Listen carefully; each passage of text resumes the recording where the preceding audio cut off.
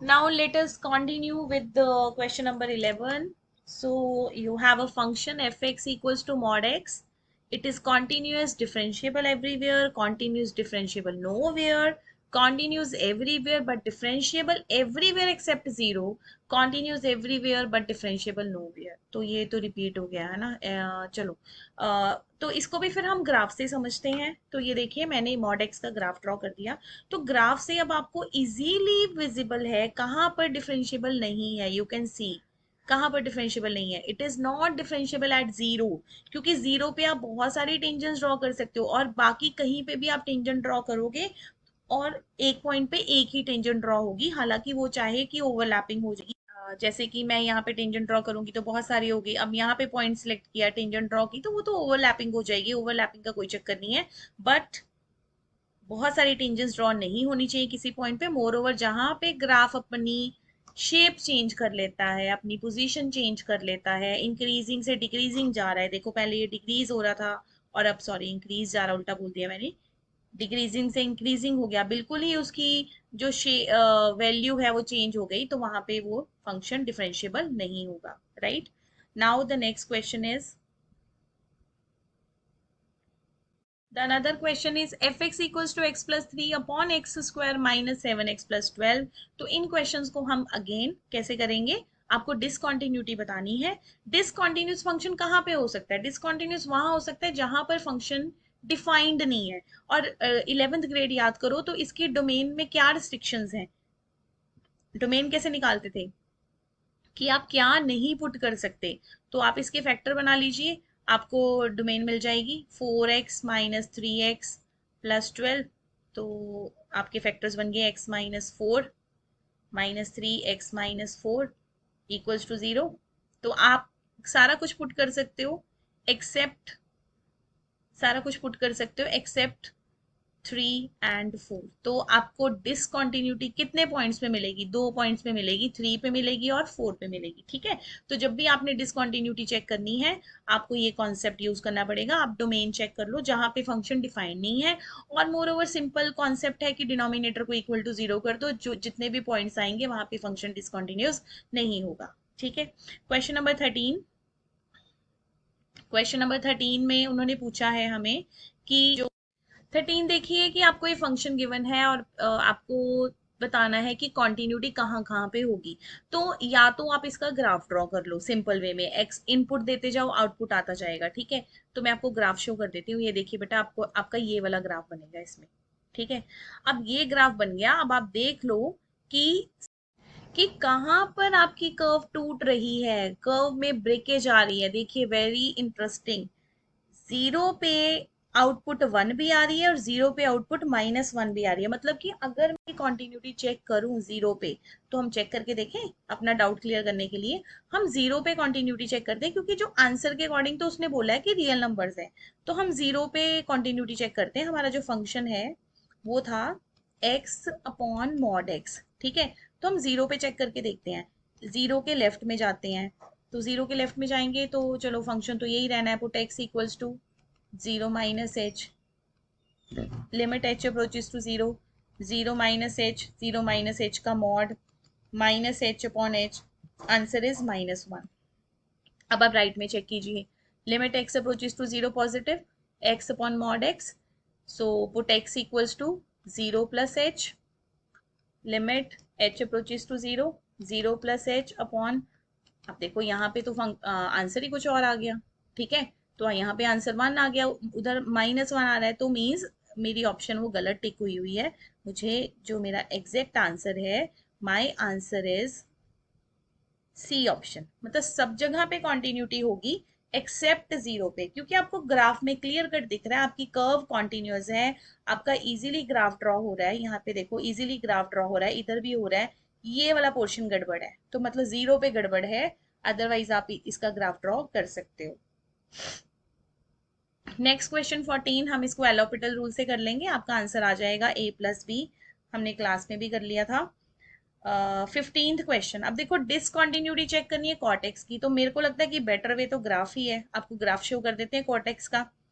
Cortex का graph, cot x, let us give the input cot x. ये देखिए कहाँ कहाँ पे डिसकंटिन्यूटी होगी?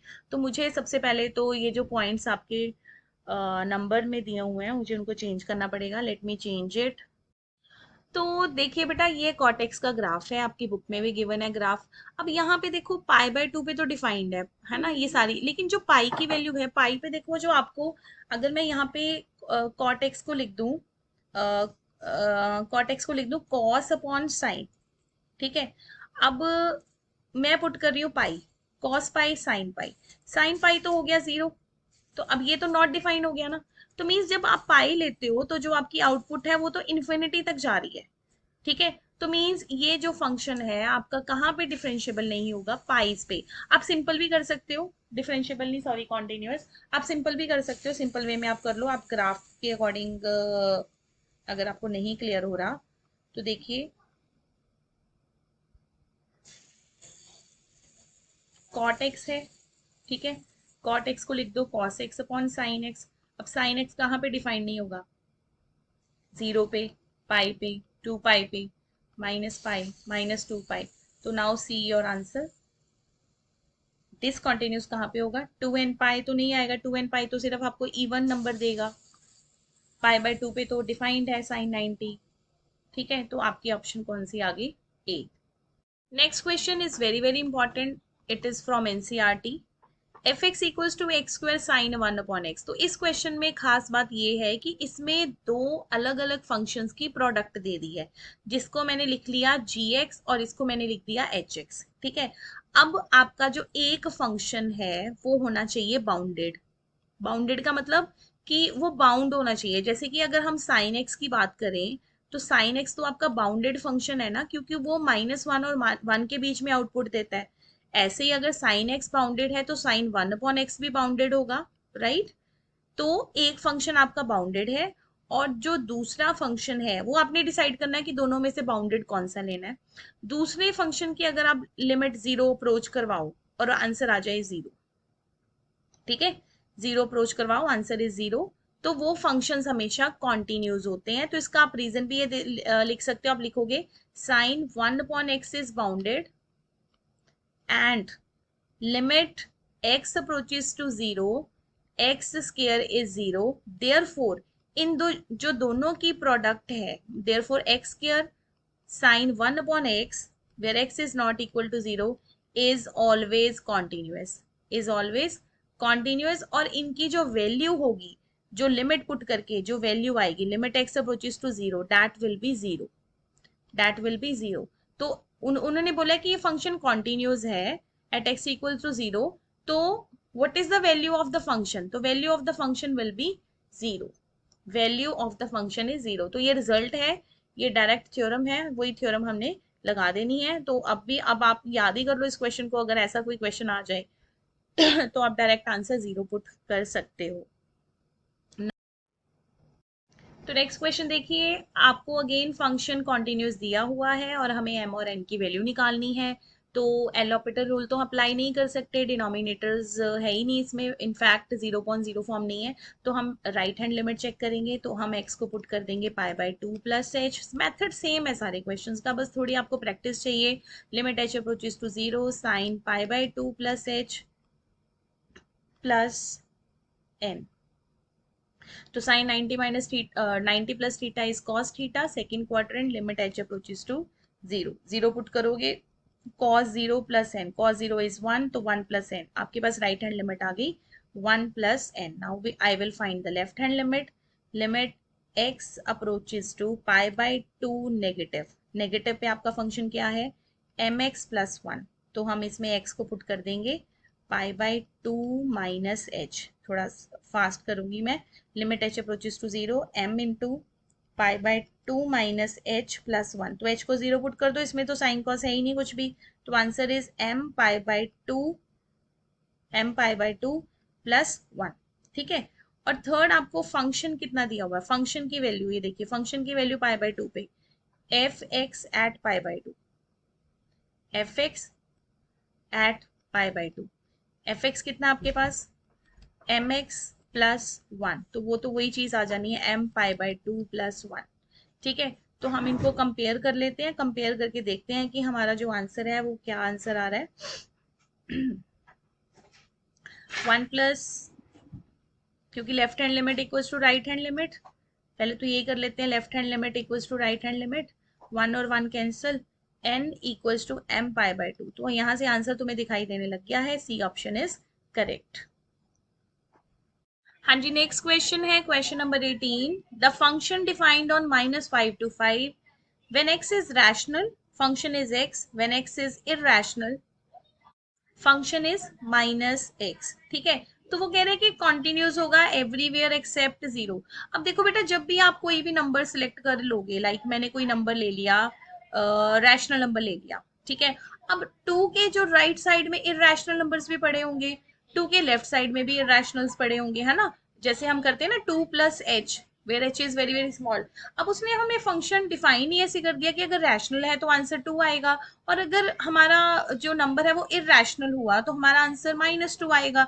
तो लेफ्ट हैंड लिमिट और राइट हैंड लिमिट तो आपको कभी सेम मिलेगी नहीं, सिर्फ एक ही नंबर पे मिलेगी, वो कौन सा नंबर होगा, 0 पे।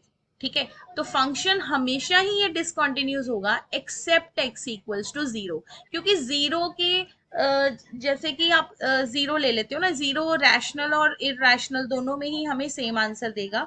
Left hand limit right hand limit will be the same, so the answer is function is discontinuous everywhere except x equals to 0. Now next one is question number 19। Limit x approaches to one positive पे function अलग है, one negative पे function अलग है, तो आप again आपको piece wise function दिया और हमें बताना है कि कॉन्टिन्यूटी वन पे है, -3 पे है, डिफरेंशिएबल है वन पे, और ऑल ऑफ दीज है। तो हमें बेटा ये चेक करना पड़ेगा। तो मैं पहले वन पे चेक कर लेती हूँ। वन पॉजिटिव पे हमारा फंक्शन क्या है, मॉड एक्स -3, तो हम एक्स को पुट कर देंगे 1 + h। So limit h approaches to 0, 1 plus h minus 3, it becomes h minus 2, limit h approaches to 0। तो ये जो आपका जो आंसर है, अगर आप h को 0 पुट कर देते हो तो आपको आंसर क्या मिलेगा, 2 मिलेगा। अब ऐसे ही हम राइट हैंड लिमिट चेक कर लेते हैं। 1 नेगेटिव, x² 3x/2, 13/4। अब मुझे लग नहीं रहा कि इसमें x को 1 + h पुट करने का फायदा है। अगर आप पुट करोगे, चलो मैं थोड़ा शॉर्टकट में कर रही हूँ, x को पुट कर दो 1 - h, तब भी आपको वही आंसर मिलेगा, क्योंकि h को फिर आप 0 पुट करोगे तो 1/4, 3/2, 13/4। एलसीएम ले लेते हैं। 1 - 6 + 13, 14 - 6 इज 8/4, आंसर इज 2। तो लेफ्ट हैंड लिमिट और राइट हैंड लिमिट तो ऑलमोस्ट सेम ही है, तो कॉन्टिन्यूटी वन पे तो होगी। अब जो 3 पे कॉन्टिन्यूटी चेक करनी है ना, -3 पे, -3 का मतलब क्या है, -3 का मतलब है 1 से छोटा। ठीक है, अब -3 के पॉजिटिव में भी और -3 के नेगेटिव में भी तुमने यही फंक्शन लेना है, ये पॉइंट नोट कर लो ध्यान से, क्योंकि -3 पे उन्होंने फंक्शन को रीडिफाइन नहीं किया। x अगर 1 से छोटा है तो x 1 से छोटा का मतलब है कि इसमें 0 आ जाएगा, इसमें -1 आ जाएगा, -2 -3।